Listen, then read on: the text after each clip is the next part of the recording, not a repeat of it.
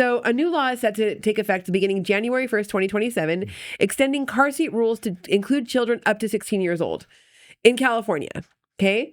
Assembly Bill 435, California is revising its regulations for child passenger safety. Currently, most children transition out of booster seats by age 8, but starting in 2027, kids 8 to 16 must meet all 5 criteria, all 5 of these criteria in order to not have to use a booster seat. This is what happens when you guys don't just wear your seatbelt and have your kids in your car seats and wear your seatbelt. Then we come up with regulations like this, right?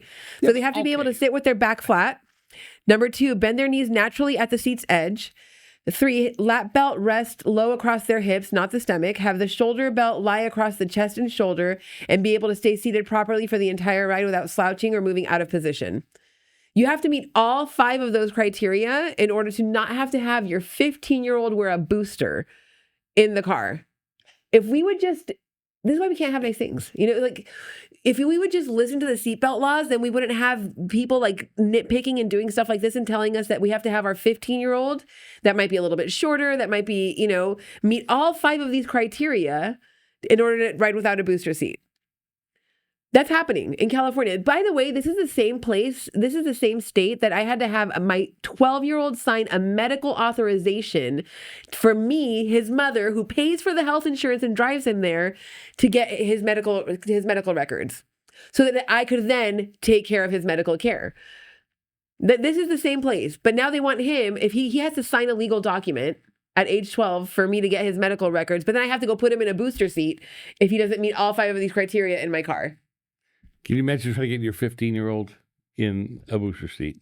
Yeah, dropping them off to school. But this is what happens. This is what people, this is why I'm always talking about just knowing what's going on.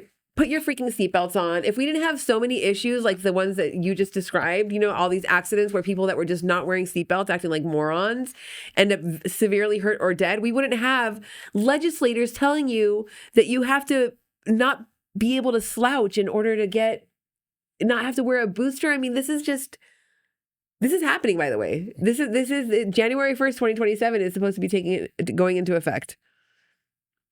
No comment. I'm mind blown right now. It's one of the dumbest things. And by the way, you can get fined. Yeah.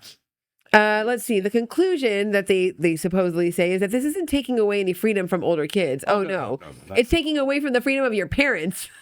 Of having them to be able to regulate what goes on in their own vehicle. Besides the seatbelt law, right? That was the whole thing about having the seatbelt law passed to begin with. So many the people that opposed it said, well, if the government can get in control of what you do in your car, but here we are, right? So now you might have to have your 15-year-old meet all 5 criteria in order not to be in a booster seat. For parents, this law is a reminder that safety doesn't stop at 8, because we really needed that reminder.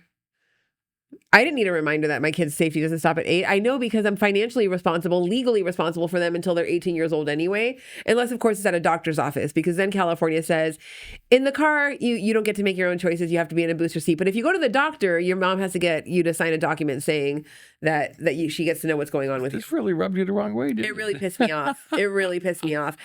I thought it was a joke. I thought it was I thought it was satire. I seriously thought it was satire when I saw it. I couldn't believe it. Somebody's jokes, some of the dumbest things that they do. I couldn't believe it. To me. But the other side of this coin, and I'm not advocating for this at all, but you don't want to wear seatbelts, you don't want to wear a helmet. Great. So when you go crashing into another car at 100 miles an hour, do I have to pay your medical bills?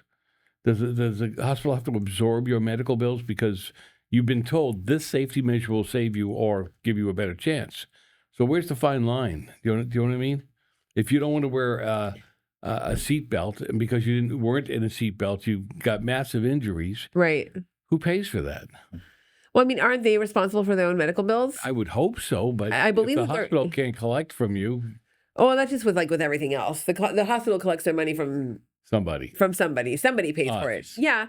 Yeah, no, and that's totally true. I mean, people have unpaid medical bills all the time. And again, that's partially because of stuff like what you're describing with this instance, but it's also a lot because you go to the freaking emergency room and find out that aspirin they gave you was $500 instead of 50 cents, which is what one aspirin from a bottle would cost you, So that's a double-edged sword right there that we can get into, because really they make their money. They get their money.